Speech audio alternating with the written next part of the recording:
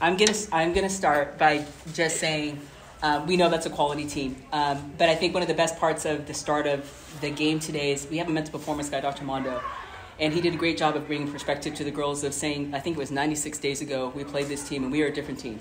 We are a different team today than we were back then. So just proud of just how we're playing ball.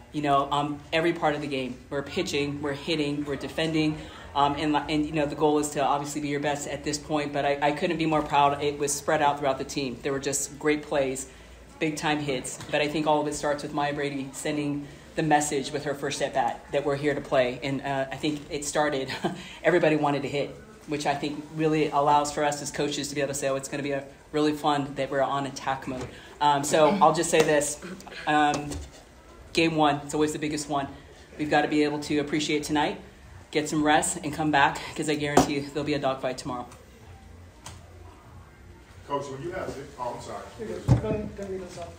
Coach, when you have victories like this, is this something that you're expecting, or let me rephrase it, what do you say to the team after a victory like this? That we played our game, and that's ultimately the plan, is if you have the ability to do what we did tonight on every part of the game, that is the plan. That's the expectation of the team. What I love is the standard of UCLA softball is to be able to show up and play when it matters most. And I love that these girls are doing that. So what I say is they played their game. And I always say the team that settles in to play their game first gives themselves the best chance to win. And you saw UCLA softball tonight. My head coach, I was just talking about your mental performance coach. I know that's been a big part of the season. Just how do you think that helped you get in the zone for today? Yeah, I think one of my favorite things that he kind of reminds us of basically every time we talk to him is that it's already written. And I think for us, it just honestly lifts a weight off of us that, yes, we obviously have a say in our performance, but at the end of the day, there's an outcome that's already written that, no matter if we, strike out or, you go 4 for 4, that was the outcome that was supposed to happen. So I think for us, it just allows us to kind of let go and play free. And I think he just continues to fire us up for games, and he's just really a rock for all of us. I think we all really look to him a lot. So, yeah. Sure. Kaitlyn, for you, in the second inning, Jalen Louchin lays out in left field. When your teammates make a catch like that, how does that make you feel in the circle? It's definitely a relief, but with our outfield, I already know any ball that's in the air, they're going to catch it regardless. No matter where it's at night. Right when she laid out, I knew she was going to have it. But, yeah, it takes a big relief off of me. And what was working so well for you in the circle tonight? Definitely my drop ball was working a lot, especially towards the lefties. But my changeup coming in at the end of the day, I think was a really big aspect. But yeah. Sam? For Maya, you scored the first 3 runs of the game, and 2 of those were home runs. So what does it mean for you to be able to come through for your team like that? I think for me, it means everything to me. I think that's why I do what I do, and that's a constant motivator for me, especially, with KT on the mound. Obviously, she's never been here before. So I think against a big swinging team like that, they're a great offense, super aggressive, and they've proved that all year. But I think for me, it's just literally trying to put my team in the best position to, get us a dub at the end of the day or give us at least a little room against a swinging team like that. But I think that everything I do is, for my teammates. So for me and working with Mondo, that has given me a lot of peace of mind to just go out there and try and be the best version of me. Haley? Hi, Kelly Inouye-Perez. Maya, I wanted to ask about your defensive play. You're at shortstop, but you're also everywhere on the field. So see your role as on defense, and Coach I, can you kind of weigh on how much of an asset she is defensively too? She asked you first.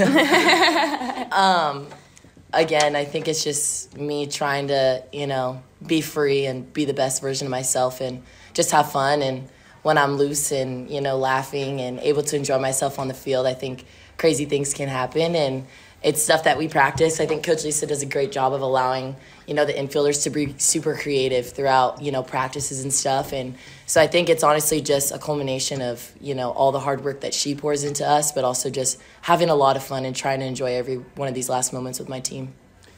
And then, I want to speak to that because one of the biggest things that I respect about we're fortunate. We get to go out and recruit just phenomenal athletes. Maya was an infielder before she came here. She went to the outfield for what was best for the team. In her first couple years was an All-American in the outfield and took on the leadership role in the last 2 years. Last year it was almost a little unexpected. She was ready to do whatever she could for the team, but I wanted her at shortstop this year. I wanted her with the young pitching staff to be on the field so that she could communicate with them and keep the team together, and she has done a phenomenal job. She's an amazing athlete, which we all know, but she's a phenomenal leader. She breeds confidence, and when she's loose, you see some just pretty amazing plays. I would like to shout out that every once in a while she'll kind of watch some Dansby Swanson plays just to be able to Dansby. But she's smooth like that. And it never surprises me the plays that she makes. I mean, the ball in the hole that she came in, she turned. First of all, I told her that Kuma was fast. There was no play, but still, did that not look sweet? Just the way she plays, I sit there and I'm continuing to be amazed at just some of the things that she's capable of doing. But I saw her in 7th grade just make some pretty special plays. She's a great athlete. Took me to Matthew. Maybe it didn't count Maya, but it still looked cool. Thanks. Style points. I tried. But Coach Maya was just talking about kind of like the lightness that this team feels, especially after the way last season ended. Just how important was it to get that pressure off of you guys and just go play? A big part of why I brought in the mental performance coaches was for that. And I need to tell you, we let that go in fall. And this team in 24 wasn't carrying the burden of last year. This team in 24 in the beginning was carrying the burden of figuring out who we were. We weren't healthy. Last time we played them, KT was in a knee brace. She was on a pitch count. She was nowhere near the same pitcher, and we just kind of went through a rough start. But he helped us move on in fall, so I intentionally brought him in for that reason. With that being said, we've been ramping up to be able to really figure out just understanding who we are. And there was a quote that I had. She remembered who she was, and then everything changed. We have the ability to do it all, but we weren't getting the outcome early in the season. So the belief of it is allowed for them to play freely. They know that they can. They know that, as Maya said, that it's out of our control. There's things.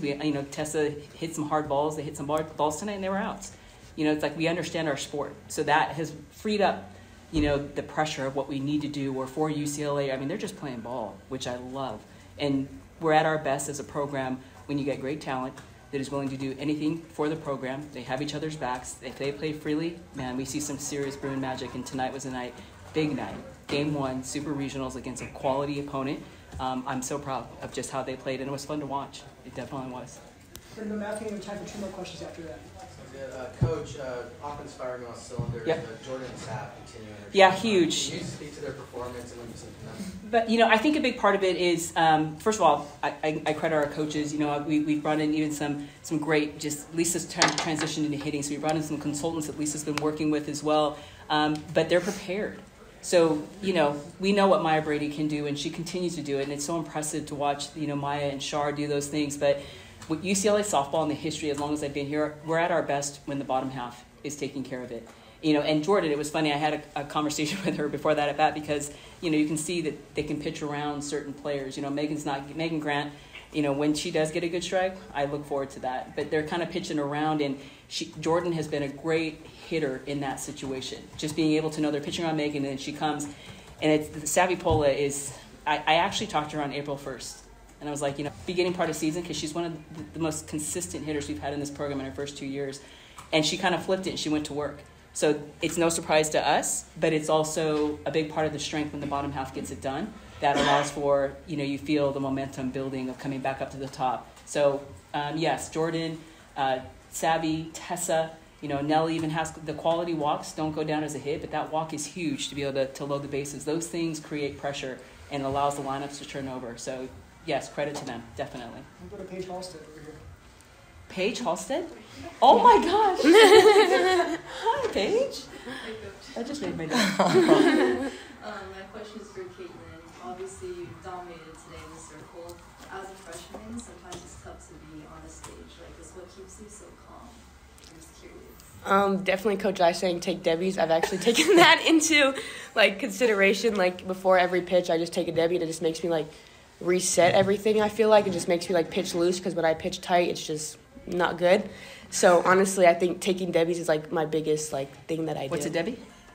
A deep breath. Yeah, a deep exaggerated breath. Yes. So just in case you didn't know. But yes, I'm not the only one that does it. Shar will call timeout every once in a while. And I love watching it. Shar will go out, and there's times where she'll say, take a deep breath, and KT will, I can see her going, I'm fine. Like, get back, the pitcher 101, and then Shar will go in again and say, no, take a deep breath. And then I'll see her take. So that combination, I think Shar also, and Maya in her back pocket, when you have that kind of experience that is right there and that has your back, they've done a great job of building confidence and being able to slow down KT in her first round of postseason. Big time. We're going to Steve here. Yeah, Coach, how you doing? During the Arizona series, you told me the best is yet to come. Yep. Okay, now, what's your 24 out of 26 last you won, and 12 in a row. When did you see this team turn everything around? I don't know if there's an exact date. I really don't know, but we've hit... You know, I've told them, and I have it in a book, but it's literally, I told them there's going to be critical moments during the season. You know, we dropped a game at Palm Springs to Baylor, and we played Tennessee the next day. I'm like, this is a critical moment on how you show up. You know, we lost to Arizona on a Saturday, and then we came the next day on senior day, packed house. Wasn't the plan to go down 7-0, but it was a critical moment.